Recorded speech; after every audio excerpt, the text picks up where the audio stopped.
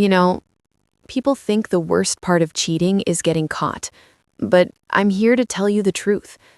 The worst part is realizing that you threw away the only person who ever truly loved you for someone who never cared.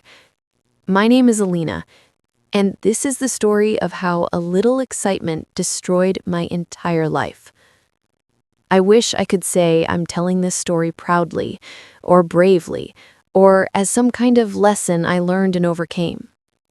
But no, I'm telling it because I have nothing left. No partner, no home, no friends, no dignity. Just the heavy weight of guilt sitting on my chest every single night. And a story of self-inflicted destruction that I can't undo, no matter how much I want to. Everything started 2 years ago. I was 28, married for 3 years to the kindest man I knew, Arham. He wasn't rich, he wasn't famous, he wasn't perfect. But he loved me in a way I didn't even know how to appreciate at that age. The kind of love that makes you feel safe, grounded, chosen. But that was the problem. I didn't want safe. I didn't want grounded. I wanted excitement. I wanted sparks. I wanted something that made my pulse race, not my heart rest. And I thought I deserved more. I thought life owed me adventure. And that's when I met him, the man who ruined everything without even trying. His name was Zayan. Tall, confident, dangerous smile. The kind of person who walked into a room and made you feel like gravity itself bent toward him. He wasn't better than my husband. He wasn't kinder, smarter, or more stable. He was just thrilling. And I was foolish enough to confuse thrill with love. It started small, harmless, or so I told myself. Late-night texts, flirty jokes, a lunch break that lasted too long. The kind of things you convince yourself don't count, even though, deep down, you know they count more than anything else. Because emotional cheating always starts before the physical part does. Every time my husband asked, "How was your day, love?" all I could think about was the message Zayan had sent me an hour ago. Every time my husband cooked dinner for me, I compared him to the man who only ever saw me as a distraction. And every night, as my husband slept peacefully beside me, I held my phone like a secret flame, rereading messages that were burning my marriage to ashes. And I didn't stop. I didn't want to stop. Because I was addicted. Addicted to feeling chosen by a man who didn't have to choose me. A man who wasn't tied to me. A man who made me feel wanted in a way I mistook for passion. The first time we met alone, I told myself I was just talking. But we weren't. The second time, I told myself nothing will happen. But something did. And by the third time, I stopped making excuses. I cheated. Not once. Not twice. Not by accident. I made decision after decision that led me to betray the only person who had ever protected my heart. And with every mistake I made, my husband remained the same. Patient, loving, unaware. Until he wasn't. It happened on a Tuesday night. I came home later than usual, hair messy from rushing, clothes not sitting the way they should. My phone wouldn't stop buzzing, and my guilt probably entered the house before I did. He was sitting on the couch, holding my tablet, the one I stupidly synced with my phone. He didn't yell. He didn't break anything. He didn't even look angry. Just empty. He simply said, "Alina, why?"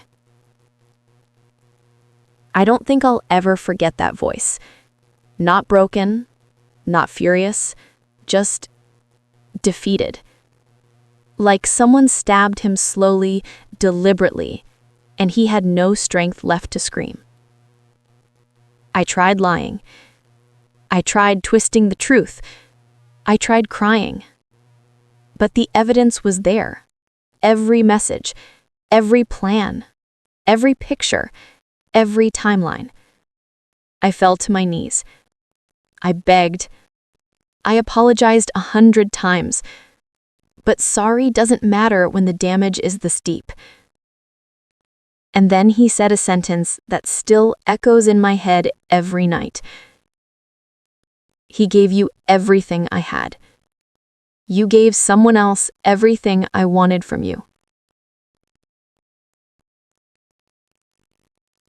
He packed a small bag. He left the house. He didn't slam the door. He closed it gently. And somehow, that hurt worst. I thought he'd come back. I thought he'd forgive me. I thought love was enough to erase betrayal. It wasn't. 2 weeks passed, then 1 month, then 2. Silence. The kind of silence that feels like punishment and grief and regret all mixed together. So I went to Zion, the man I ruined my marriage for. He acted surprised, uncomfortable, cold. I told him my husband left. He shrugged. I cried. He checked his watch. When I asked him, what happens to us now? He laughed. Not sarcastically, not sweetly. He laughed like I had told him a joke. Us? Alina, there was never an us. You were fun. That's it. Fun. I destroyed my marriage for a man who called me fun. Disposable, replaceable, forgettable. And while I was standing there, shattered, he simply added, "You knew what this was. Don't make it weird." That's when I realized the truth. The excitement I chased wasn't love. It wasn't passion. It wasn't destiny. It was an illusion. A cheap thrill. A firework. Bright for 1 second, vanished the next. I went home that night and sat on the floor of the empty bedroom I used to share with my husband. His side of the closet was empty, his toothbrush gone, his scent fading from the pillows, and I broke. Really broke.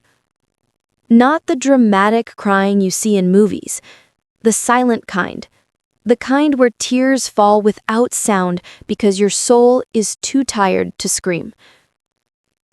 Days turned into weeks, weeks into months, and my life quietly fell apart. My husband filed for divorce. My in-laws blocked me. His friends unfollowed me. My own friends judged me. Everywhere I went, I felt like people knew, like the world could see the shame on my skin. Jobs became harder. Social interactions became painful. I stopped looking in mirrors, stopped going to events, stopped believing I deserved anything good. Because maybe I didn't. Maybe losing everything was the only consequence strong enough to shake me awake. People say everyone deserves a second chance, but not everyone gets one. And I'm one of those people. A year later, I still check my phone hoping to see my husband's name. I still imagine him walking through the door one last time. I still whisper his name when I'm half asleep. I still pray he's happy, even if it's without me. Because I loved him, and I lost him. Because of my own choices. If there is one thing I want anyone listening to this to understand, it's this. Cheating doesn't destroy relationships. It destroys people. It destroys who you think you are. It destroys the future you were supposed to have. And when the thrill fades, all you're left with is regret you can't ever escape. I cheated for excitement, and I lost the only person who ever loved me. And the cruelest part? He moved on, found peace, found someone better, someone loyal. And I'm still here, living in the ruins I created, remembering the day I traded a lifetime of love for a moment of excitement. My name is Alina, and this is my downfall.